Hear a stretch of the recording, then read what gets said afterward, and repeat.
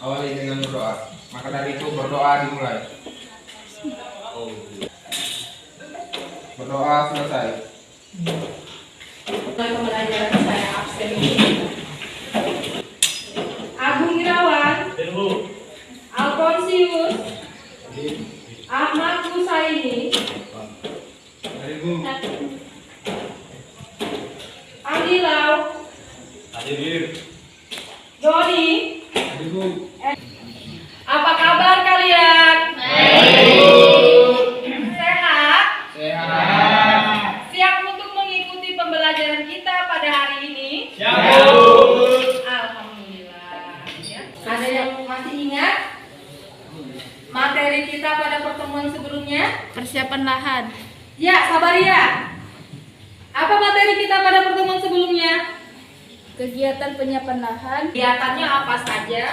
land clearing, pengolahan tanah, pembaruan lahan, dan pemberian pupuk dasar. Ya, ternyata jika kalian dapat memahami ya bahan tanam generatif ya, kemudian kalian dapat memahami jenis dan karakteristik bahan tanam generatif, kemudian kalian dapat menganalisis penyiapan bahan tanam generatif, terlebih lagi ya jika kalian mampu melakukan atau praktik penyiapan bahan tanam generatif, maka kalian bisa melakukan ya penyiapan bahan tanam generatif secara mandiri.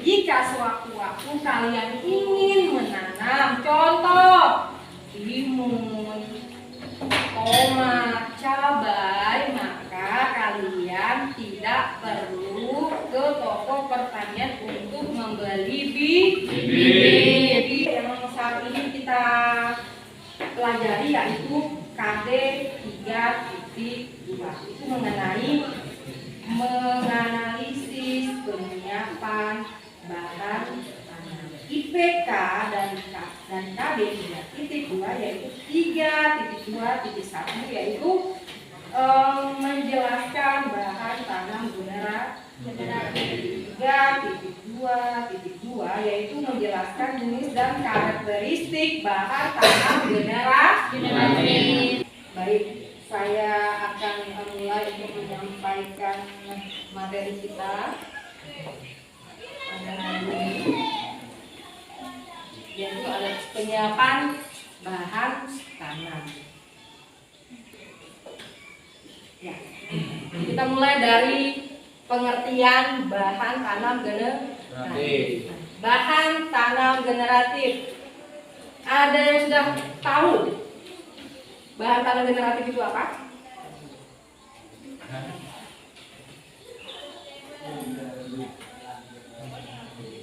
Ignatius, bagaimana? Apa Ignatius sudah tahu bahan tanam generatif itu apa? Ya? Iya, hipokotil tumbuh memanjang. Ya, hipokotil tumbuh memanjang. Nah, ini hipokotil ya. Ini hipokotil. Ya, katanya tumbuh memanjang. Nah, akibatnya apa? Akibatnya apa? Akibatnya kotiledon dan gula terdorong ke permukaan biji ya, kotiledon dan plumul. Plumul itu adalah tunas. Tunas ini akan menjadi apa? Akan menjadi batang. Kemudian ini apa? Ini adalah radikula. Radikula itu adalah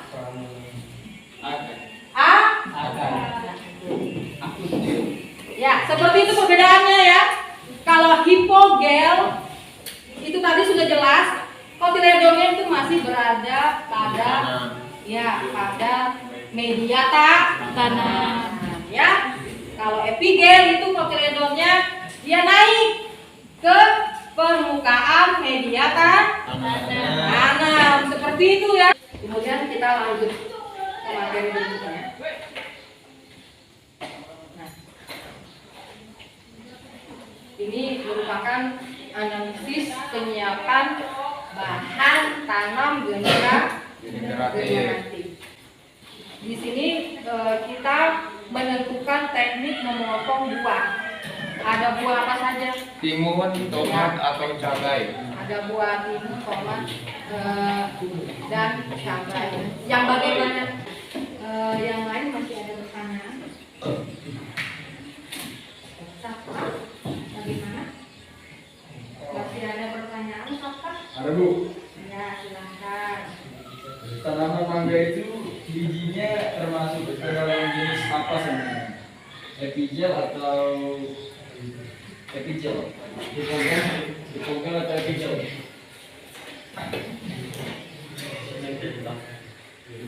Nah, berarti kita kembali ke sini ya.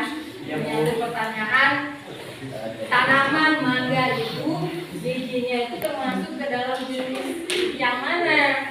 Apakah epigel ataukah Hipogel.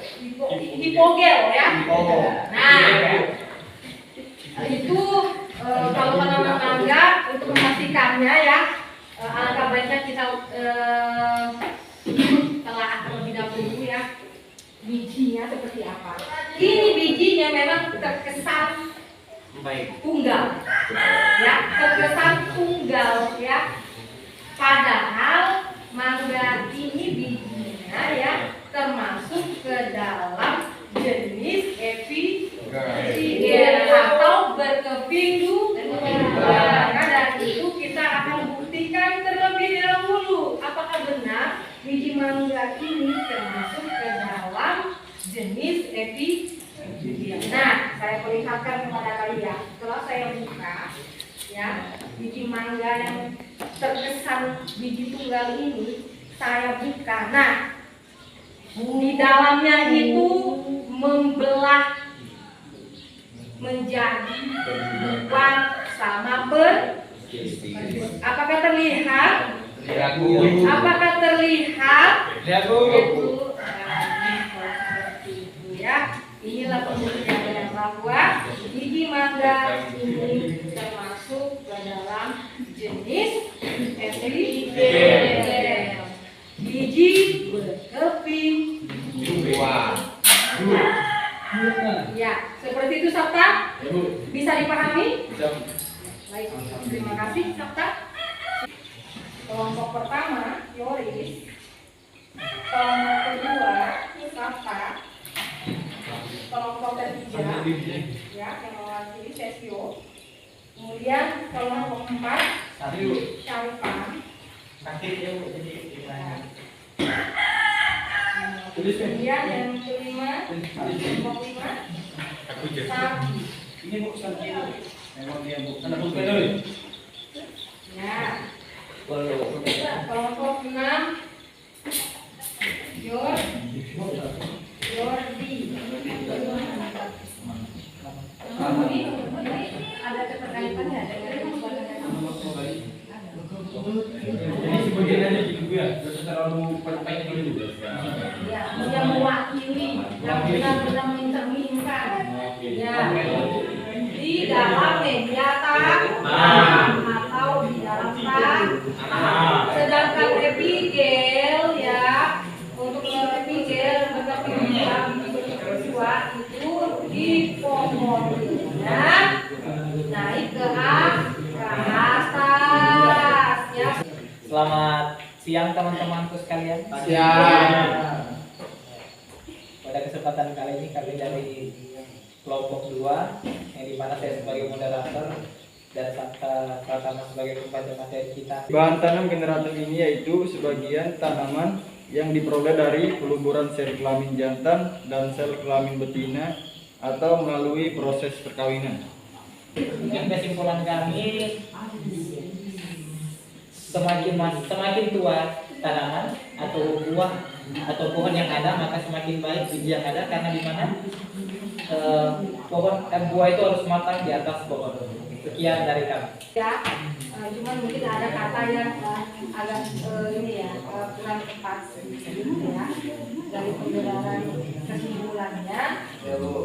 Ya, tadi mengatakan semakin tua buah yang akan kita jadikan penyiapan bahan tanam generatif itu semakin baik ya, itu benar ya. Kriterianya yang paling pertama itu adalah matang di pohon karena bijinya ya itu semakin memenuhi kriteria biji yang baik ya, biji yang berkualitas ya. Tetapi tadi Kevin menyebutkan matang di atas pohon. Nah itu saja ya, perlu direvisi. Padahal itu maksudnya adalah matang di pohon ya. Ya, seperti itu ya. Untuk evaluasi pada setiap kelompok ya, ini sepertinya harus lebih ditingkatkan lagi. Yang pertama keseriusannya, ya, keseriusannya, kesungguhannya dalam mengerjakan produksi secara berkelompok. Kemudian ya keterlibatan penuhnya juga nanti tolong ditingkatkan lagi ya. Jangan berpaku kepada beberapa temannya saja. Semua harus terlibat penuh dalam proses kegiatan diskusi. Agar apa? Agar bisa memanfaatkan waktu dengan baik, dengan optimal. Jadi tidak terburu-buru. Pembagian tugas yang adil dan merata ya, lebih ditingkatkan lagi ya. Jika kalian bisa memahami ya bahan tanam generatif, kemudian dengan baik, kemudian bisa memahami ya jenis dan karakteristik bahan tanam generatif dengan baik, untuk melaksanakan penyiapan bahan tanam generatif secara mandiri sehingga kemudian saya ingin memberikan kalian post test ya. Tolong dicatat dulu soalnya.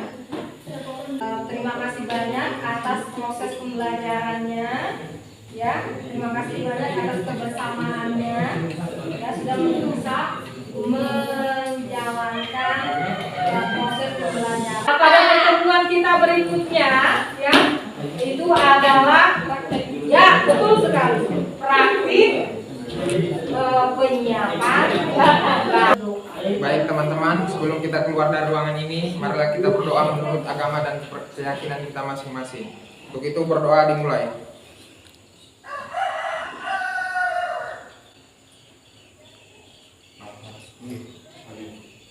Berdoa selesai.